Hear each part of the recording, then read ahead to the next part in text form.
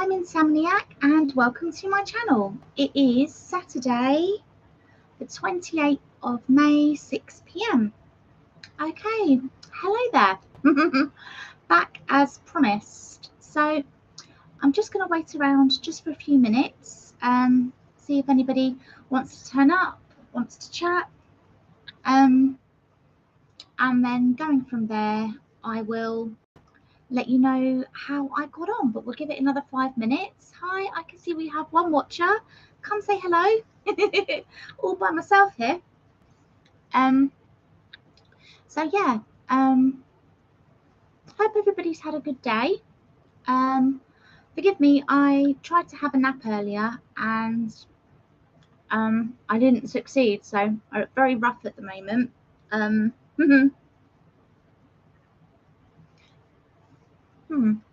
So I think we'll wait one more minute just to see if anybody's having trouble logging in or anything. And then, goodness, tickle in the throat there. Jesus, sorry. So I'll wait just a minute. I'll have a little bit of tea and then we can carry on. Lovely. So I hope everybody's weekend is going okay and you've had a good day, be it whether you've gone out for the day, had a little bit of a rest, just got off work. I've had quite a restful, tired day. So yeah. Okay, we're at 2 minutes past now, so, and almost 2 minutes into the live. Like I said, I'm not sure if anybody will come, so it's probably best that I let you know. Okay, so, one more sip if I can. That's good. Okay, so as you know, I had my endocrinology appointment on, oh no, it was Thursday gone. I had my appointment. Wow. I don't know why I thought it was Friday. I've lost a day again. So yeah, I had my appointment on Thursday afternoon, 4:30. It didn't actually go as expected. I was hoping, you know, for the longest while that with the appointment, I would go along, they'll give me my test results, I'll get some form of a diagnosis and be able to begin treatment, and then a month or two from now the treatment will start to work and I'll start to feel a little bit better. But it hasn't worked out that way. First things first, good news. There isn't any kind of pituitary tumour. The pituitary gland and hypothalamus seems to be working okay. They can't find anything wrong in that small region, so that's excellent, because that then means that I don't need any kind of like operation, so that's great, and I am pleased about that.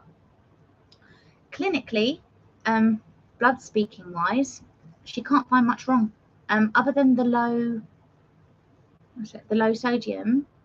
She said my hormones are actually okay. She is though going to test my cortisol, because I did ask if, when I did the urine collections, the 24-hour urine collections. Oh, hi Rob. They did ask about the 24-hour urine collections, and they've asked me to do it again because they didn't measure the cortisol last time. So hopefully we can get that measured and find out if it's a cortisol problem, whether it's adrenal insufficiency or the complete opposite, Cushing's. Yeah, so that's how that went. She apologized for not having a diagnosis. To be honest, I was a little bit vexed when I got out, not with her. Oh, you've done the urine collection too, Rob, the 24-hour collection. It's a horrible thing. Because I overproduce urine, I probably drink about 4 litres a day, but I pass close to 7. So I need like 2 of those carrier things. It's terrible, and it's horrible because I think it's better if you've got your own place and you're not sharing, it's a little easier to do. But with everybody in the house, there's like me trying to hide it so you know, so it doesn't embarrass anybody, like having to see it there, you know. Goodness, so what time is it over in the States you are, aren't you?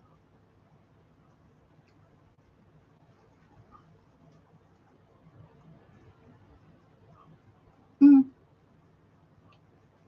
Well, I'll actually have a little sip of tea. See, 11 a.m. Oh, that's not too bad. Here it's just gone 6 p.m. So, oh, it's lovely to see you. I'm glad you were able to show up. For those of you that don't know, I've spoken to Rob in the comments a few times. Yeah, and he had quite a few questions and a lot of good advice. So that's been great. It's always nice to see somebody that I've spoken to. Yeah. So where were we? Right. The results. So yeah, no diagnosis as yet. But I did ask. I said, well, if the cortisol comes back okay, and you can't find anything sort of like hormonally wrong, where do we go from there? Like, because I do have like a lot of symptoms. I'm not sure where we go. I kind of feel back to square one. But she did say that fibromyalgia could be like if they can't find anything clinically wrong, that could be a possibility, but that's not her, what's the word, like area. The only person that could kind of diagnose that, sometimes a GP can,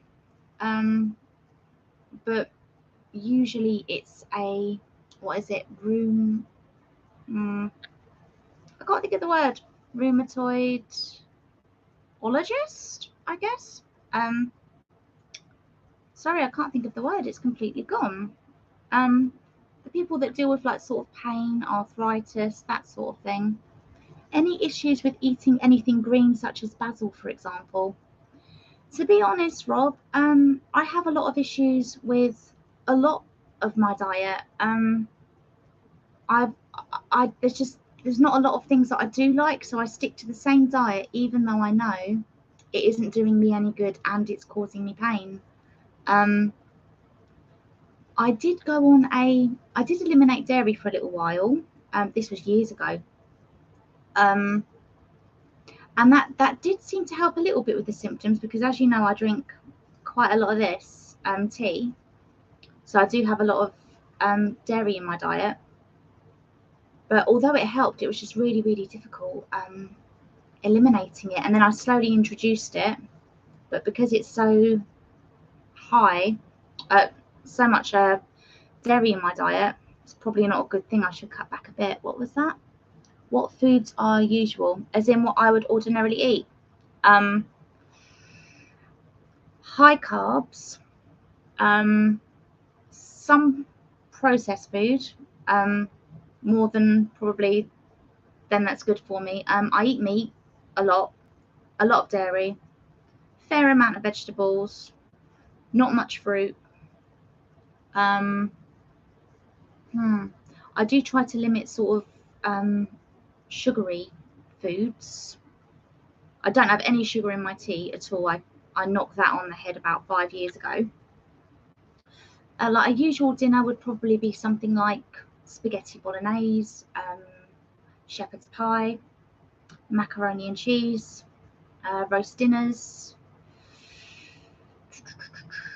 I can't think. Jerk chicken with rice. That's another one. A lot, mostly English foods, sort of comfort foods. I did go decaf for a while. I went decaf for about 3 months to see if it would help, mostly with the insomnia. And also I heard with IBS, caffeine can be a trigger. To be honest, I didn't notice any benefits pain-wise giving up caffeine, and it didn't help with my insomnia. So I did get used to it, the decaf, but it didn't taste as good.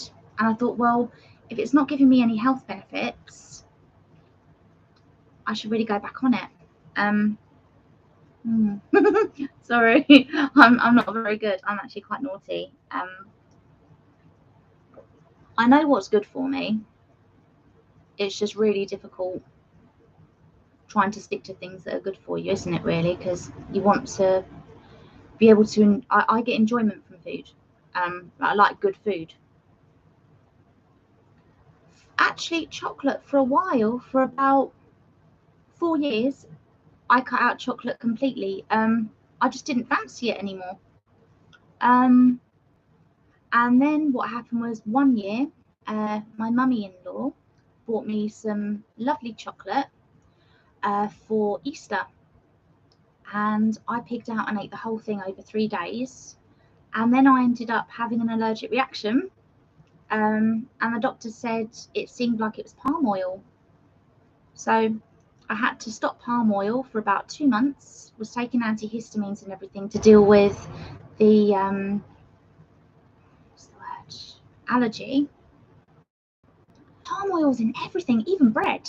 So my partner, bless him, he was actually making bread like at home, and that it did help not having the palm oil. It was just so difficult to follow, and then I slowly introduced it back in, and I've had no issues with palm oil since. But I'd say the last year or 6 months, I have actually been having quite a bit of chocolate. I've kind of got a thing for it again, but I'm trying to cut back a little bit now, because there was a point where I was having it almost daily, so that's not good. And also it's milk chocolate, so not the best. Depression moods usually for you? Oh, I don't understand. Yeah. Ordinarily, when I'm not hypomanic, I do have varying levels of depression. I'm more in the depressive phases most of the time. It's just every now and then hypomania kick in, usually around spring, summer months, or if there's been a trigger. But the rest of the time, I'm sort of, I'd say, low grade depression. Well, yeah, it affects day to day, but not to the idea of, harmful thoughts.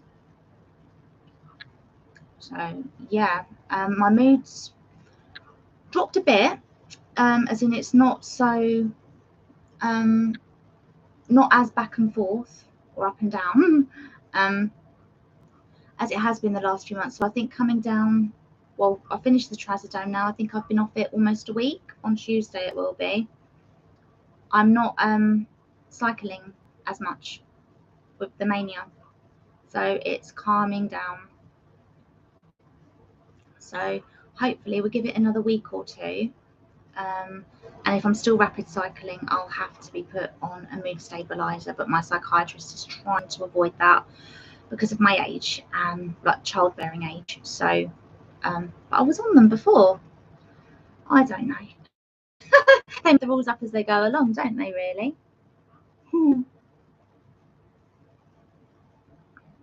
Well, how's your day been today, Rob? I know it's still quite early there for you.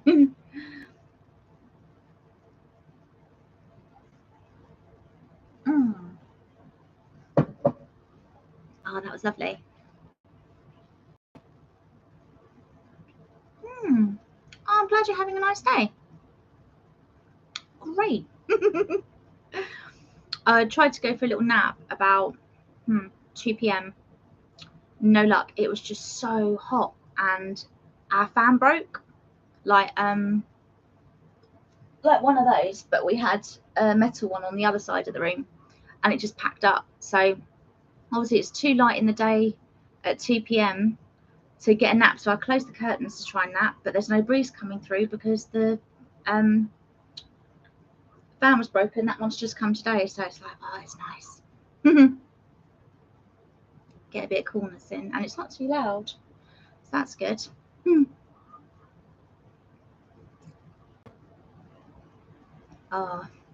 So yeah, so right, just so you know, so that's how it went on the Thursday.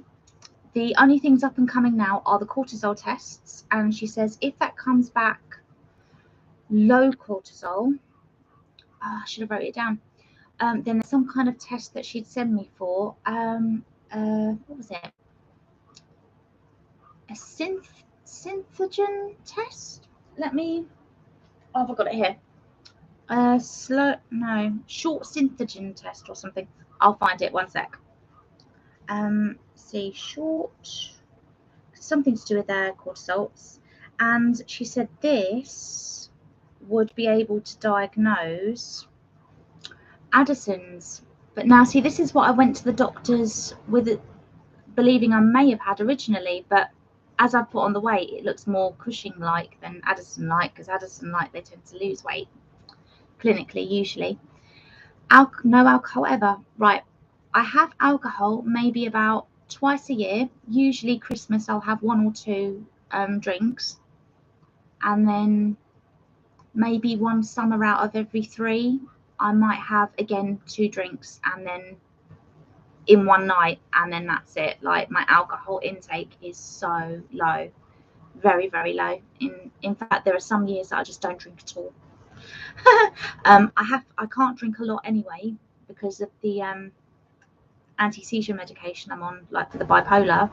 I'm not really supposed to drink, but what it does is it makes you more susceptible to the effects of alcohol. So yeah, I can only have like 2, and then I'm like a bit tipsy, so I can't go any further than that, especially like, say, if I'm out with like my dad or my partner. So yeah, I don't like to drink any more than that. The few times I do. Yeah, I do suffer from anxiety. That actually stops me going out. So yeah, I can't really go out alone. When I go to the shops and things, I have, my children with me, or my partner with me, or if I go out for a coffee, it's my partner with me, mother-in-law. My anxiety gets bad, to the point of panic attacks sometimes. Not always health related, as in, like, it's not only been like since this health thing. It's just being around a lot of people. I think because people can be unpredictable, and I don't know everybody when I'm out. I don't know what people are thinking. I don't know what people are feeling. I don't know if there will be danger. I do have PTSD, so I think being out and about and the anxiety playing into that, and the not being able to control maybe is something to do with it. Yeah, you just don't know what people are capable of, do you? So yeah, that plays a lot into my anxiety. Yeah. Sorry, brain's just like died on me. Oh, I can't remember if I did this or not. So yeah, it is called the short synthesin test. Yeah, and that will just test for adrenal insufficiency. So, and then after that, she refers me back to the doctor if that comes back okay, and then we go to rheumatology and see if we can get a diagnosis there. See if they can find anything like autoimmune or whatever. I just want to feel better. Oh, so you reduced your salt intake and your thirst went down? Is that what you mean? Like, as in, like, additional salt, like salt in the food and things like that? Because my sodium is less than 20. At one point it did only measure 5, and in the UK it should measure between 20 and 220. So I mean, my sodium is super low, so I do try to add a little extra salt in my diet to compensate, but it's not really working. Ah, okay. I do kind of crave salt though, so that might be a little bit difficult. I could definitely cut down, but I'm not sure if I could cut out with salt, because I do like it. I think it's the Irish in me.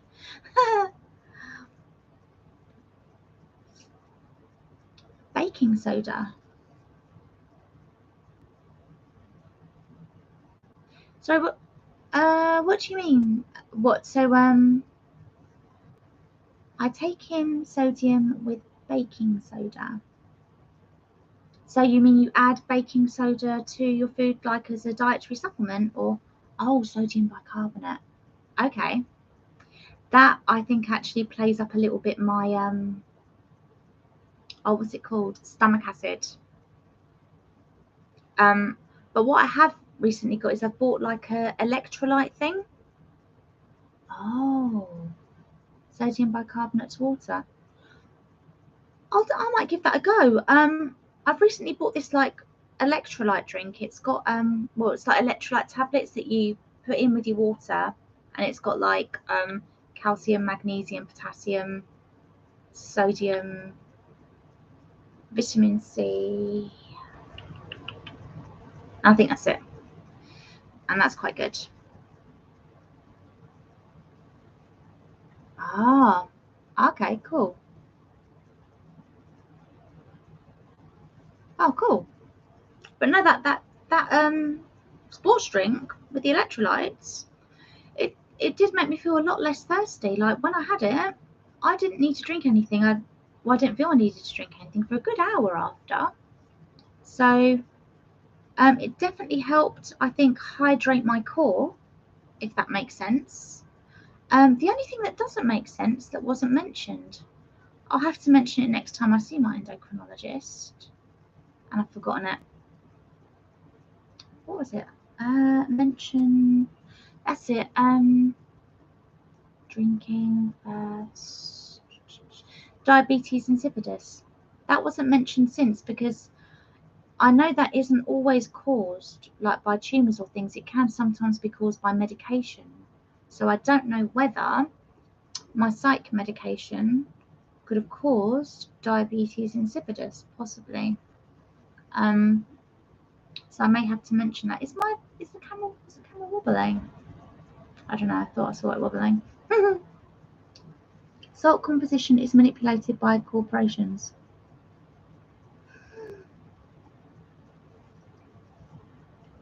I haven't the brain power to decipher that at the moment. I'm so sorry. Can you explain, Rob, what you mean by that? Because I'm still sort of like head still in bed, really. Yeah, I know medication can mess with the electrolytes a little bit. Maybe that's what it is, because seizure medication can be really strong. I'm on the lowest dose. For a depot, 25 milligrams of risperidone consta. But it's not too high of a dose anymore. I used to be, I think, on 50, and then they like lowered it because of the side effects. Oh, yeah. It's just, see, with me, like if it is the medication to blame, then I'll just have to sort of like take things on top to try and top things up, because I can't not have my medication. I've already been struggling from when they took me off the mood stabilizer, like a couple of years ago. I've sort of been like rapid cycling on and off, trigger based since, really. So yeah, I'm not going back on sodium valproate though, because I went from about 7.5 stone right up to 13 stone in just over a year. Yeah, that's what sodium valproate did to me. So I'm not going on anything that's going to raise my weight when I'm trying to get it back to normal again. My normal, which is probably about,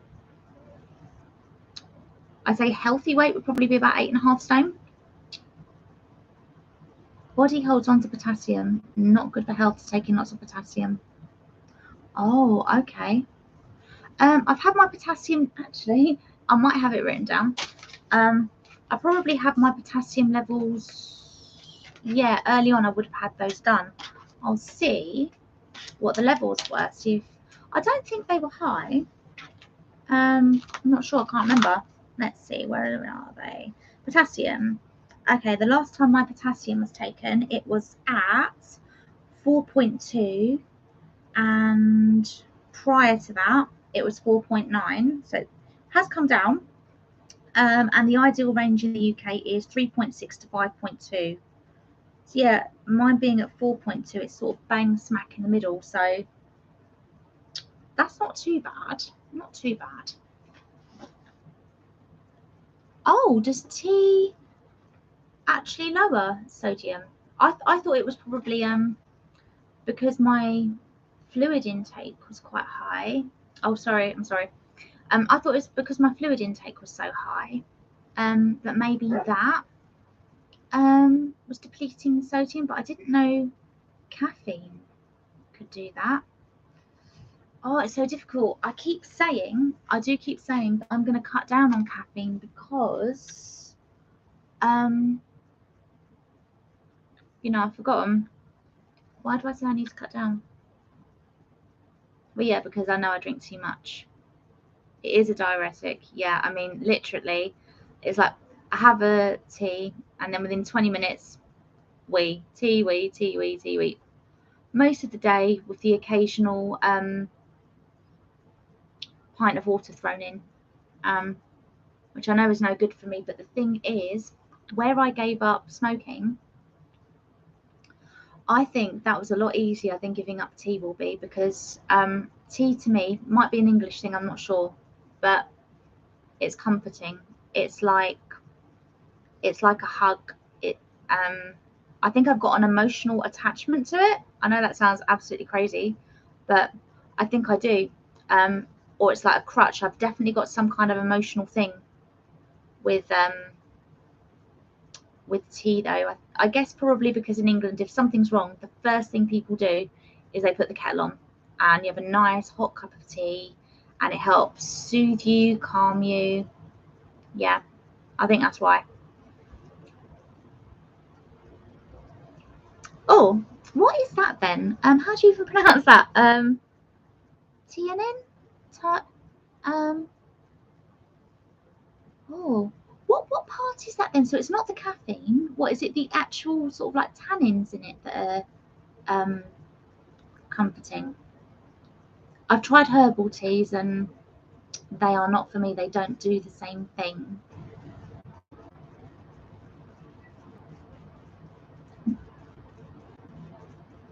Green tea isn't too bad actually, and at least it's still hot, because I think that's it as well. It's the heat from it as well that you find sort of like envelopes you. Yeah, it just reminds me of a electric blanket. When it's a cold day, you get into bed, the electric blanket's been on for about half an hour to warm the bed through. You get in there and it's like, oh, warmth, comfort. That's what tea does to me. It's like, that's what it does to me mentally. So that will be difficult to switch. But I guess I could maybe start by drinking green tea in the afternoon, and evening. But don't they say with green tea you're only meant to limit it to a certain amount per day as well? I drink 20 cups of tea a day or 15 cups of tea a day, and I'm going on about limiting green tea already, and it's healthier. But yeah, I didn't know if there was supposed to be some kind of limit or not. I think I will do that though, because I do actually have green tea in the house. I've always got a few different types. I think people need caffeine to deplete the excess electrolytes added to the foods and drink. Yeah. Well, what I could do in that sense is probably try to stick to caffeinated tea in the morning, maybe a few, and then split the rest of the day up between green tea and water. This is in an ideal world. That would be it. But I mean, I can make steps to try for sure, because that would be healthy to do that. It wouldn't do me any harm. Definitely not. Yeah, good idea. Thank you.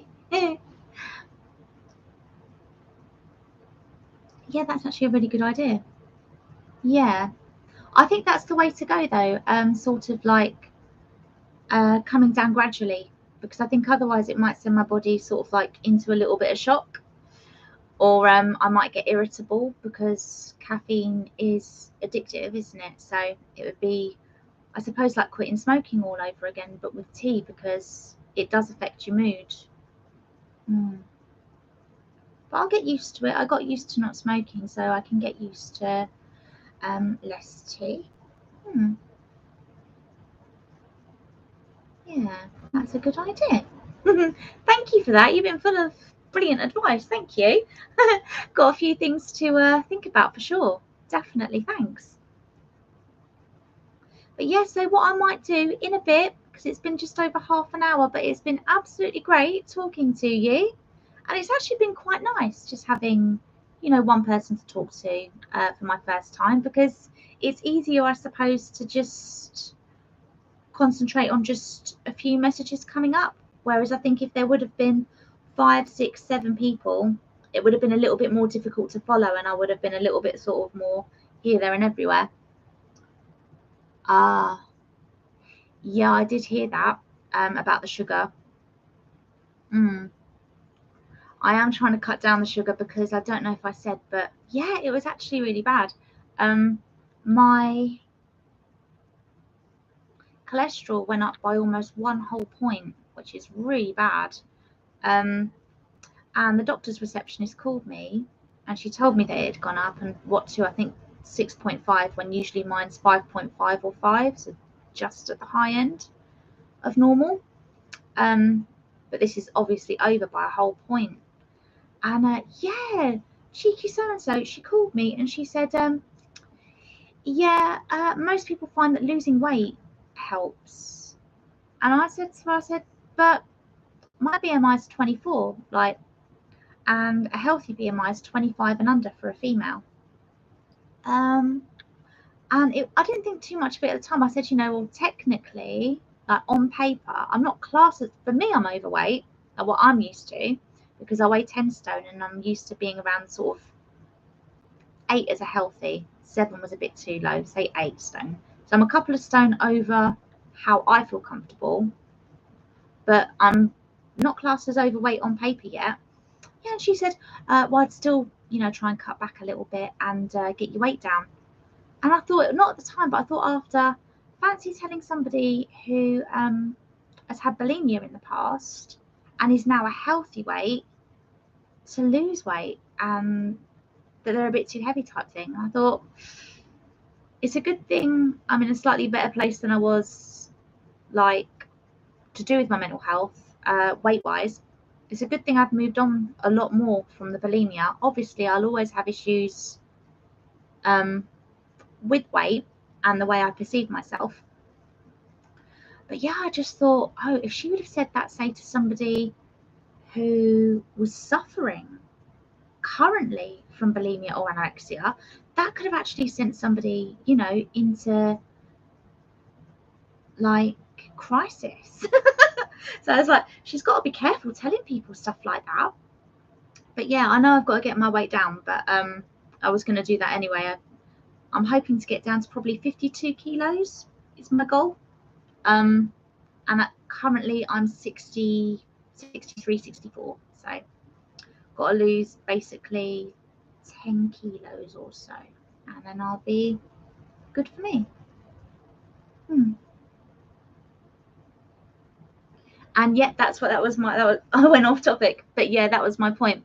I'm going to cut back on the sugar definitely to try and bring my cholesterol down, and cut the carbs back a little bit as well. But yeah, hopefully then I'll do that maybe for about 2-3 months. We'll stick to it, but I mean 2-3 months try to get it back quite a bit, the sugar and the carbs, and then get my blood tested again, and then hopefully it'll be back to 5 again, or even 4.5 would be great. You know what, exercise, that's something I've never been very good with. I'm all right, like say walking and things like that. I can walk for hours and hours and hours, but like actually cardio, oh wow, I don't have the endurance for it. I really don't. Like, I would sooner, this is where my sister and I are so different. She will eat 3 meals a day, good size meals, and she'll snack. She'll have whatever she wants to eat, but she exercises hard all the time, like every day. And that's the way she keeps herself fit. with me, I would sooner skip a meal than exercise. And like skip snacks and things like that, because like I said, walking wise is fine, but I don't like being around people. Like, I struggle with that a lot. So when I do go on walkabouts and things, it has to be somewhere where there aren't a ton of people. So like, say towns are quite difficult, but like, say nature reserves and things like that, I do enjoy those, like when I go with my partner and children, because you probably come across about 10 people maximum there, and that's really nice. But again, you've got to have the energy to do it in the first place. And I know they say exercise to get energy, but you need the oomph to get out, to go out, to exercise in the first place. It's a vicious circle, really. I do have a bike, but the thing is, I've actually got quite weak legs. They tire really super duper fast, as in like cycling wise. Walking, fine. Cycling or running, I'm not as good, but I could probably do with a bit of practice. I do have a bike that we bought just before lockdown happened, and we haven't had the chance to go out on them yet. So yeah, we'll do that at some point. But listen, it's been lovely talking to you. And I hope to do another live in the future, but where I'm not sure where we're going with tests and things at the moment, what I might do is give it another week before doing a regular video, and then we'll see about when to do another live, because this has been brilliant. And I'm so glad you could have made it, especially all the way from America as well. It's been lovely. Thank you for keeping me company this evening. But you take care. Everybody else who's watching the video at a later date, have a lovely evening too. Please like, comment and subscribe if you'd like to be notified of further videos. You take care too, Rob. Thank you. Bye for now.